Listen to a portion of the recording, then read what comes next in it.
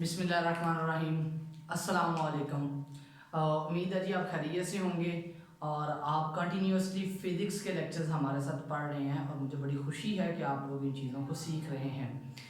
अच्छा जी, आज का हमारा जो आर्टिकल है वो बहुत ज़्यादा सिंपल है और आपने उस आर्टिकल के बारे में पहले पढ़ा भी हुआ है। This is very simple, the combinations of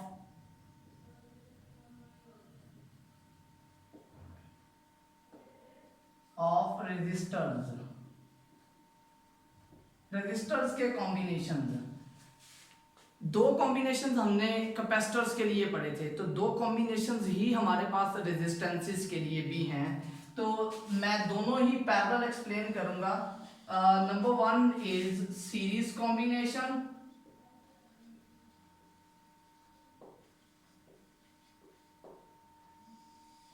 and number two is parallel combinations.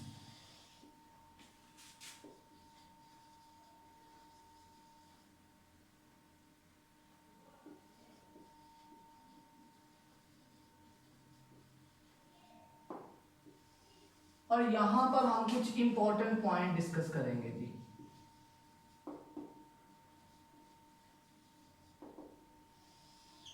अच्छा जी, सबसे पहले सीरीज कॉम्बिनेशन की बात हम कर लेते हैं। लास्ट टाइम जब मैंने आपको समझाया था कैपेसिटर्स के लिए, मैंने कहा था सीरीज कॉम्बिनेशन में हम बैक टू बैक कंपोनेंट्स को आपस में मिला देते हैं।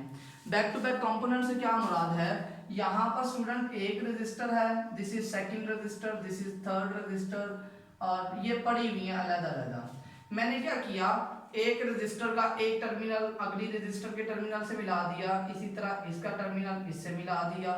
ये जो एंड पॉइंट्स बनते हैं ना मेरे पास, इन एंड पॉइंट्स को मैं बैटरी के साथ कनेक्ट कर देता हूं। चलिए जी, ये मैंने एंड पॉइंट को बैटरी के साथ कनेक्ट कर दिया। सिंपल काम किया है, जस्ट रेजिस्टेंसेस को बैक टू बैक आपस में मिला दिया है। यहां पर ये रेजिस्टेंस आपके पास आ जाती है R1, ये आ जाती है R2 और ये आ जाती है R3। इसमें से गुजरने वाले करंट को हम कहते हैं I1, इधर से गुजरने वाले के करंट I2, इधर से गुजरने वाला करंट I3, और इसके अबाउट जो पोटेंशियल होगा उसे हम कहते हैं V1, इसके अबाउट जो पोटेंशियल होगा उसे हम कहेंगे V2, और इसके अबाउट जो पोटेंशियल होगा वो होगा V3। किया हमने सिर्फ ये है कि तीनों के अलोंग जो करंट होगा, जो पोटेंशियल होगा, वो हमने बता दिया। अच्छा जी, अब जो सबसे पहला पॉइंट ये हमने पढ़ना है सीरीज कॉम्बिनेशंस के लिए, वो ये है, सीरीज कॉम्बिनेशन के लिए पहला पॉइंट आप पढ़ रहे हैं, number one is voltage is different at each component. Her component पे सीरीज कॉम्बिनेशन में वोल्टेज का होगा, डिफरेंट होगा। और दूसरा पॉइंट इसमें क्या है जी, वो ये है, करंट इज सेम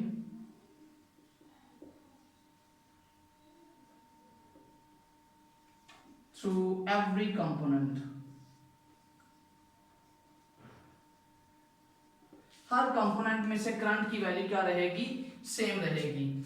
अच्छा जी, आपके पास ये जो R1 है, ये रेजिस्टेंस R2, ये रेजिस्टेंस और R3, ये रेजिस्टेंस, इनके अबाउट जो है वो तीनों डिफरेंट वोल्टेजेस हैं। अब तीनों डिफरेंट वोल्टेजेस से मुराद क्या है, टोटल वोल्टेज कितना होगा, जितना आपने अपने सोर्स से अप्लाई किया हुआ है। इसका मतलब ये हुआ कि हमारे पास जो V इक्विवेलेंट टोटल वोल्टेज है वो V1 plus V2 plus V3 के बराबर होगा।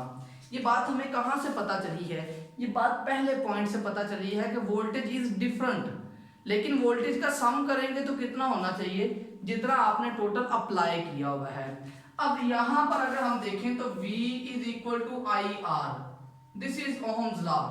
अब ये वाली वैल्यू इसमें पुट करें तो आपके पास क्या आ जाएगा, I equivalent R equivalent is equal to the I1 R1 plus I2 R2 plus I3 R3। Student, अब यहां पर हमने सिर्फ ये किया है कि हर एक रजिस्टर में से जितना करंट या जिसके अबाउट जितना पोटेंशियल था, वहां पर हमने सिंपली ओहम्स लॉ अप्लाई किया है। ओहम्स लॉ को अप्लाई करने से जस्ट उनकी वैल्यूज पुट कर दी हैं कि टोटल करंट और रेजिस्टेंस इनकी प्रोडक्ट होगी वोल्टेज, और R1 के क्रॉस जो है वो वोल्टेज कितना है, R2 के अबाउट कितना है और R3 के अबाउट कितना है। अच्छा जी, अब यहाँ पर आपको ये पता है सेकंड पॉइंट के अकॉर्डिंग क्या है जी, करंट सेम रहता है, इसका मतलब I इक्विवेलेंट जो है वो I1 के बराबर भी है, I2 के बराबर भी है और I3 के बराबर भी है। आप उसे सिंपली I लिख देते हैं। इससे मुराद क्या हुई जी, जितना भी करंट होगा वो सारा का सारा सिंगल पाथ में से गुजर रहा है। तो करंट का सेम होना इस बात की निशानदही है कि आपके पास एक ही पाथ है जिसमें से सारे चार्जेस पास आउट करते हैं।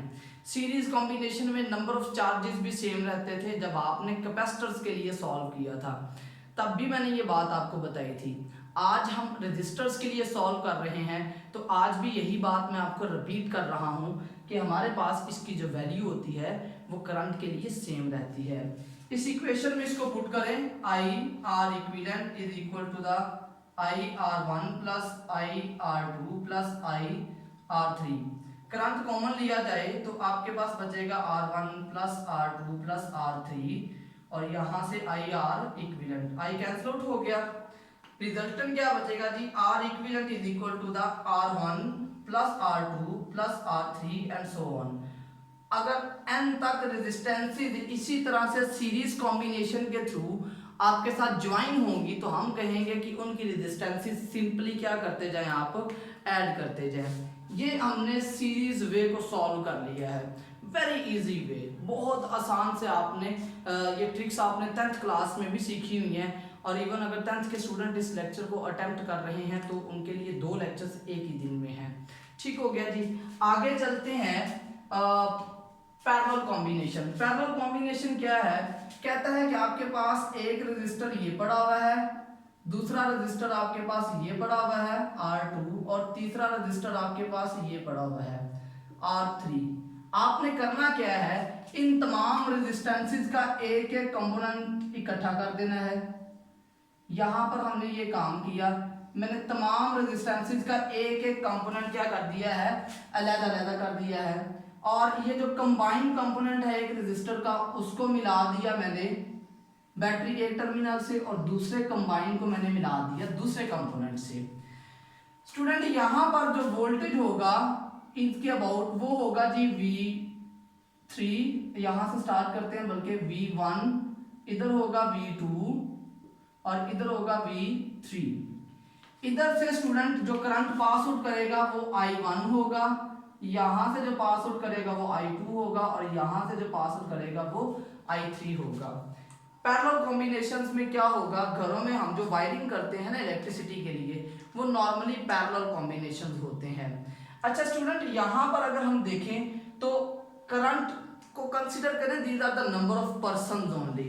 ये आपके पास नंबर ऑफ पर्संस हैं, यहाँ से 100 पर्संस इस पॉइंट पे खड़े हुए हैं, कितने इस तरफ चले जाएंगे, कितने पाथ 2 के लिए हैं और कितने पाथ 3 के लिए हैं। इसका मतलब पहली बात तो ये हुई पैरेलल कॉम्बिनेशन के लिए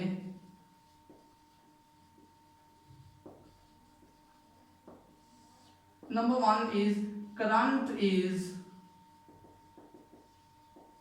डिफरेंट एट ईच कंपोनेंट। आपके हर एक कंपोनेंट पे करंट की वैल्यू क्या है, डिफरेंट है।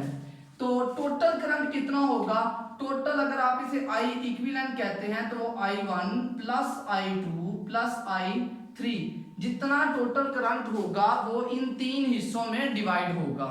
ये अंडरस्टूड सी बात है ना, बाहर से करंट कोई नहीं आ रहा। इक्विवेलेंट करंट जो है वो बेसिकली 3 हिस्सों में डिवाइड होता है। अब अगर आप यहां पर ओहम्स लॉ अप्लाई करते हैं V is equal to I R से, तो I will be equal to the V over R। इसमें पुट करते हैं जी I की वैल्यू, आपके पास क्या आ जाएगा, V equivalent over R equivalent is equal to the V1 over R1 plus V2 over R2 plus V3 over R3। यहाँ जो सेकंड इंपॉर्टेंट पॉइंट है वो ये है कि हमारे पास वोल्टेज जो है वो कांस्टेंट रहता है, voltage is same at each component. आपके पास पैरेलल कॉम्बिनेशन हो तो हर एक कंपोनेंट पे वोल्टेज की वैल्यू वही होगी जो कि आपने पोटेंशियल अप्लाई किया होगा। इसका मतलब ये हुआ कि V इक्विवेलेंट जो है वो V1 के बराबर भी है, V2 के बराबर भी है और V3, और इसे हम V के बराबर लिख देते हैं। अच्छा जी, वैल्यू पुट करें V over R equivalent is equal to the V over R1 plus V over R2 plus V over R3। अब V कॉमन ले लें इनमें से, आपके पास क्या बचेगा जी, 1 over R1 plus 1 over R2 plus 1 over R3। अच्छा जी, यहां से ये कैंसिल आउट हो गया, बचेगा क्या जी, 1 over R equivalent is equal to the 1 by R1 plus 1 by R2 plus 1 by R3, और अगर ये n तक है तो 1 ओवर Rn।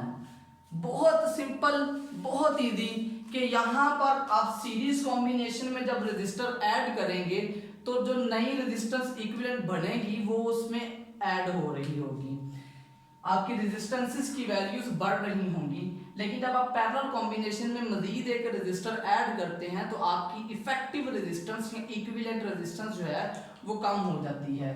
तो स्टूडेंट, ये जो मैंने 2 पॉइंट्स लिखवाए हैं, आप ये दोनों पॉइंट्स उसमें अलग-अलग भी इंसर्ट कर सकते हैं, लेकिन मैंने जस्ट कंपैरिजन करने के लिए उनको अलग लिख दिया था। तो होप सो जी, ये आज का हमारा आर्टिकल आप लोगों ने बड़े अच्छे तरीके से समझा भी है और सुना भी है।